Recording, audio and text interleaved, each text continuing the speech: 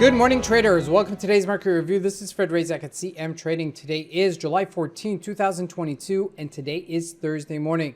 So looking at the highlights of the day, the euro gets a short squeeze, rallies over 100 pips, and then gives it up. We're going to take a look at that in just a second. And looking at the major economic events of the day at 2:30 South African time out of the United States, we have a producer price index number coming out. Now looking at the various markets as spoken about before, the Forex symbols in terms of the euro has this quote-unquote rally of 100 pips and then crashes. Looking at the indices, the Dow Jones and the NASDAQ both retrace. Looking at commodities, gold and oil pretty much unchanged.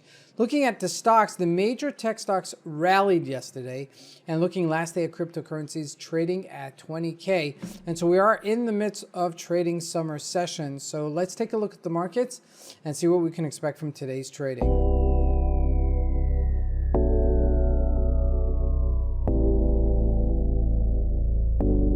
So here we go. We're going to start with the Eur USD. We had a 100 pip rally. You can see that on the top from 101.01, right? 100.01 to 101.06. That was a nice little rally.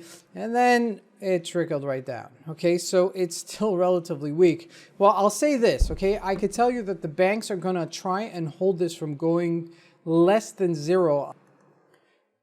There's going to be a lot of reluctance for it to break that one. So keep that in mind as this is going to continue unfolding this story. Looking at the GBP USD also following suit and trading towards its low again.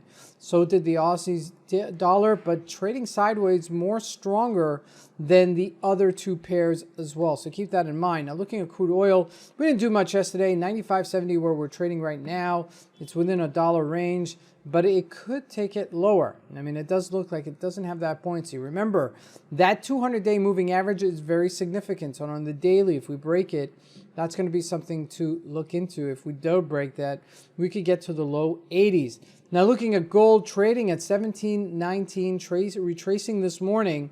And also here, we can continue selling off here down to the low 1700s, even lower. If we break that 1700, get to 1670-ish level, excuse me, if this continues to retrade. Now looking at the US markets, the Dow Jones retraced down to 30,600, a nice 500 to 600 pip move there. Now looking at the NASDAQ, also retracing this morning to 11,700, selling off. Now, if we look at most of the components yesterday, they didn't sell off, but there were a few stocks that were strong, including Tesla, pushing it up to 712 from 673. Now, this is coming up on the back of the fact that next week we do have earnings season coming in for Tesla. If you look at Microsoft, we did bounce yesterday also.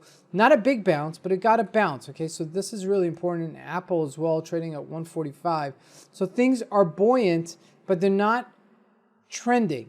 They're more like just short covering squeeze, short squeezes, and these type of environments are very, very reminiscent of a bearish inflationary environment kind of market. So keep that in mind as this continues. Now looking at Amazon, we're trading right now at 110, also retracing just a bit.